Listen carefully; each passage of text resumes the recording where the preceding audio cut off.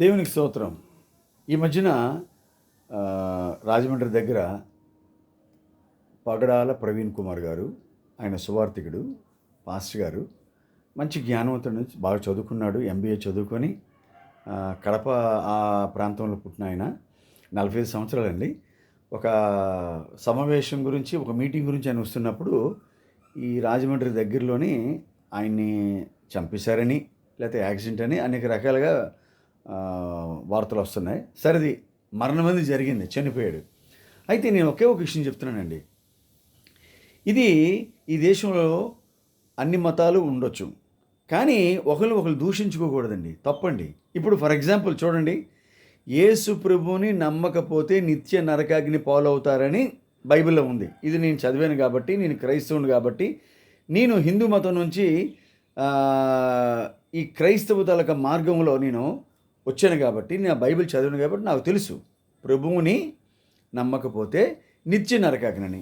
ఎలాగంటే నిత్య నరకాగ్ని, ప్రభువుని విస్మరించి పాపాలు చేసి భయంకరమైన నేరాలు ఘోరాలు చేసిన వాళ్ళు ఖచ్చితంగా నిత్య నరకాగ్ని వెళ్తారు. అటువంటి పాపులు, వారి గురించి వచ్చిన ఈ ప్రభువు ఆయన మార్గంలో నడిచే వాళ్ళకి ఆ శిక్ష తప్పిస్తాడు.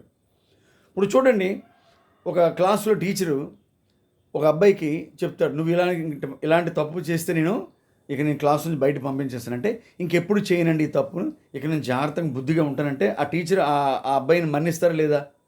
ఎక్స్క్యూజ్ చేస్తారు లేదా? క్షమిస్తారు లేదా? అలాగే మనిషి ఇక్కడ యేసు ప్రభువు నమ్మకపోతేనే నిత్య నరకాగ్ని పాలైపోతారని గ్రంథాలు ఉంది.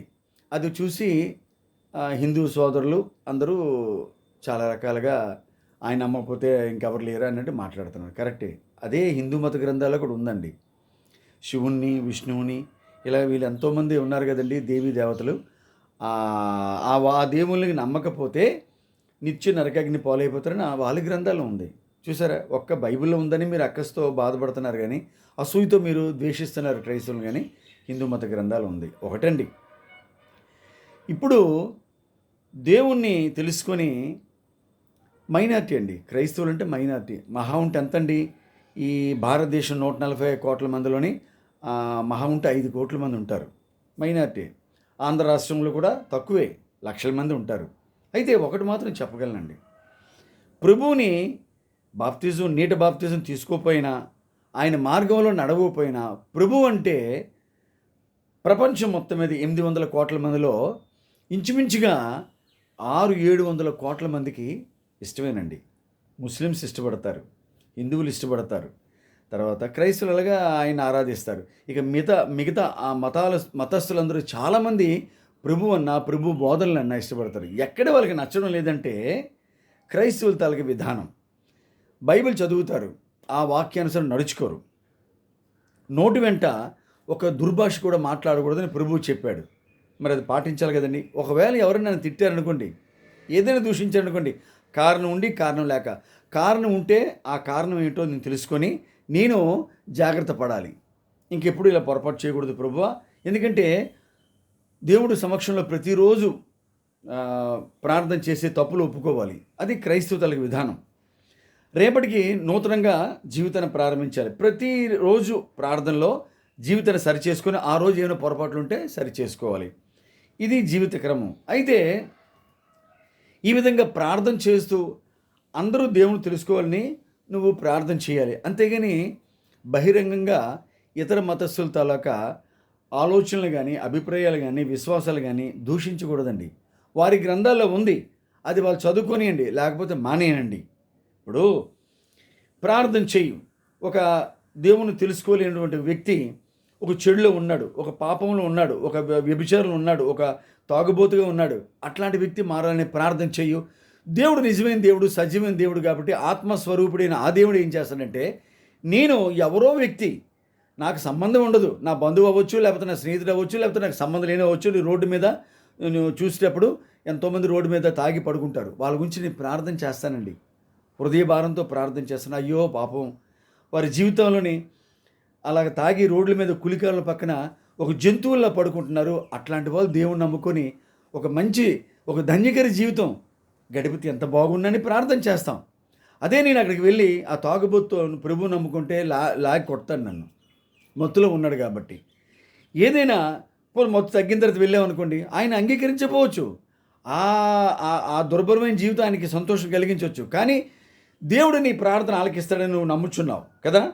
బైబిల్ ప్రకారం దేవుడు నీ ప్రార్థనలు, ఇతరుల గురించి నువ్వు చేసిన ప్రార్థన ఆలకించి వాళ్ళ హృదయాలు మార్చి, వాళ్ళ దీన స్థితి నుంచి, వాళ్ళ దుర్భర స్థితి నుంచి, వాళ్ళ హీన స్థితి నుంచి పైకెక్కి, అంటే ఒక మెట్టుకి పైకెక్కించి వాళ్ళ జీవితాల మార్పు కలిగిస్తాడని నమ్మకం నీకు ఉంది కదా. అలాంటప్పుడు నువ్వు ప్రార్థన చేయి. అంతేగాని ఇతరుల విశ్వాసాలు కించపరచకూడదండి. అయితే క్రైస్తవుల్లోని తలక విధి విధానాలు, నేను ఎవరి గురించి మాట్లాడనండి. నేను క్రీస్తుని నమ్మాను కాబట్టి, చుట్టూ సమాజంలో క్రైస్తవులను చూస్తున్నాను కాబట్టి వాళ్ళ గురించి నేను విమర్శిస్తున్నాను. ఎప్పుడు కూడా ఎవరిని దూషించకూడదండి. కారణం ఉంటే మనల్ని మనం మార్చుకొని దేవుని సన్నిధిలో ప్రార్థన చేసి ఇంకెప్పుడు అలా చేయనని వాగ్దానం తీసుకొని జీవితం నడుపుకోవాలి. మంచిగా బ్రతకాలి, సాయం చేయాలి, శత్రువు గురించి ప్రార్థన చేయి. నువ్వు సువార్త ప్రకటిస్తున్నప్పుడు, నీ మాట విన్నప్పుడు నువ్వు నిశ్శబ్దమైపో. పదే పదే పదే పదే నువ్వు యేసు ప్రభువే నిజమైన దేవుడు, మీరు మీ దేవి దేవతలు అలాగా మాట్లాడామనుకోండి, ఎవరికైనా కష్టం అనిపిస్తుందండి.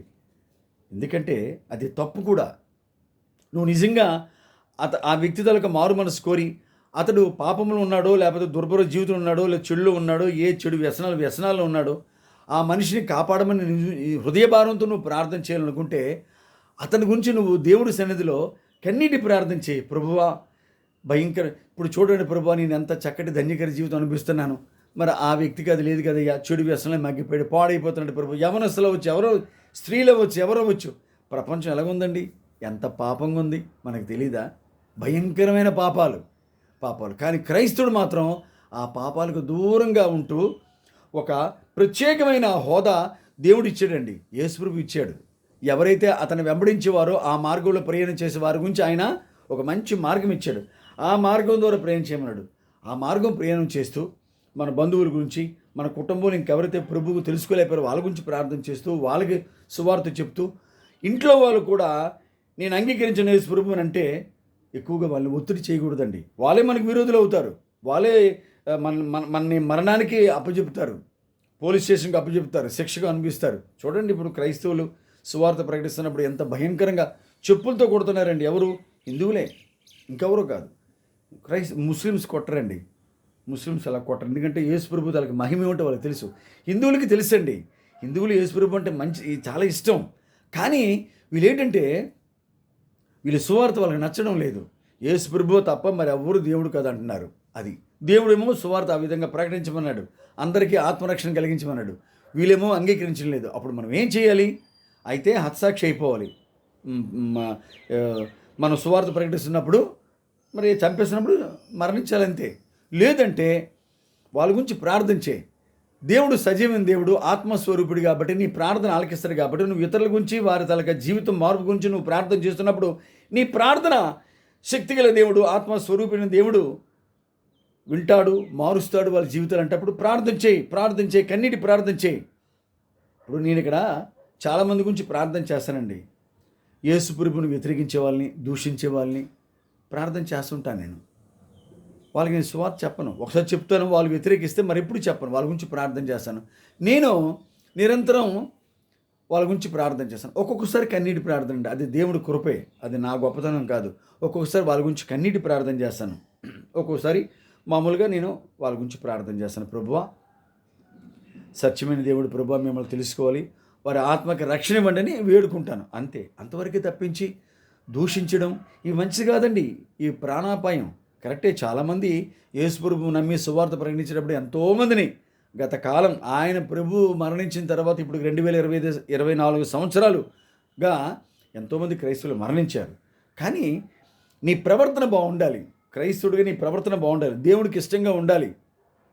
ఎవరో నిన్ను శత్రువుగా భావిస్తారు తప్పించి, నీ ప్రవర్తన సరిగ్గా ఉండి, నీ నోటు సరిగ్గా ఉండి, నీ ప్రవర్తన, నీ జీవిత విధానం కరెక్ట్గా ఉండి, ఒక సాక్ష్యంగా ఉండి, ఇతరులకు మార్గదర్శకంగా ఉంటే ఎంత చక్కగా నడుచుకుంటున్నారా, ఎంత చక్కటి జీవితం అంటే వాళ్ళు నిన్ను వెంబడిస్తారేమో నేను చూసి. అంతేగాని విరుద్ధంగా మాట్లాడడం, అది బహిరంగంగా ఇతర మతస్థుల తాలూకా విశ్వాసాల్ని బాధ పెట్టి మాట్లాడడం మంచిది కాదు.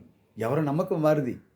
ఎవరికి ఎప్పుడు తెలుస్తుందో అప్పుడే తెలుస్తుంది. అంతేగాని ప్రార్థన చేయి, అంతేగాని మన ఇష్టానుసారం మనం మాట్లాడకూడదు.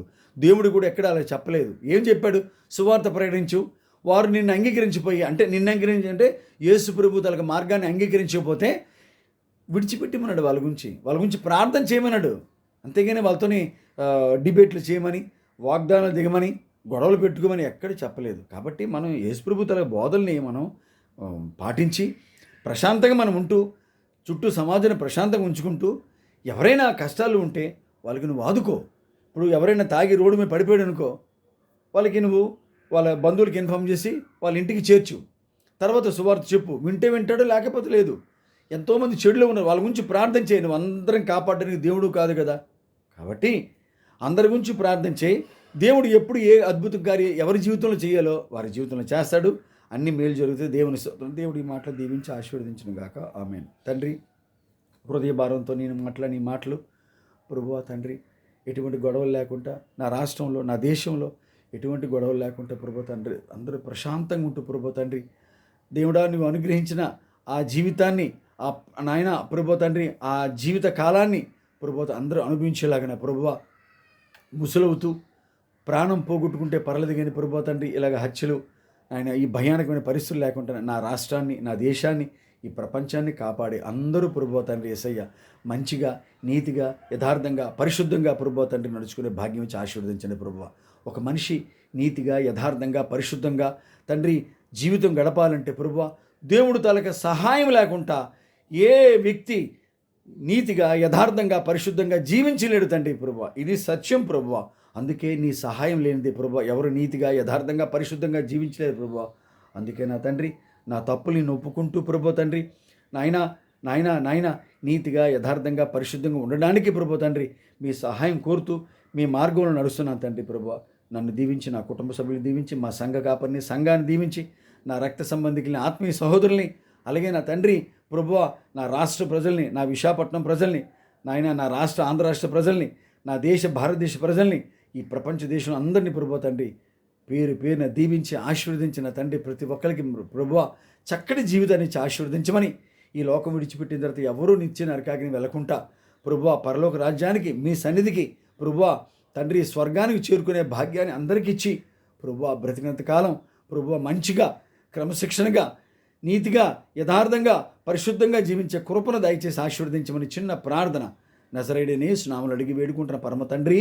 ఆమేన్. యేసు రక్తమే జయం, సిలువ రక్తమే జయం. ప్రభు యేసు రక్తమందు సంపూర్ణ విజయం, అపవాద క్రియలకు అనంత నాశనం కలుగును గాక. ఆమేన్, ఆమేన్, ఆమేన్, ఆమేన్. దేవుని స్తోత్రం. హల్లెలూయా, హల్లెలూయా, హల్లెలూయా. ప్రభువా పరిశుద్ధుడా నా రాష్ట్రాన్ని కాపాడండి, నా దేశాన్ని కాపాడండి, ప్రపంచాన్ని కాపాడండి ప్రభువా. ఆమేన్.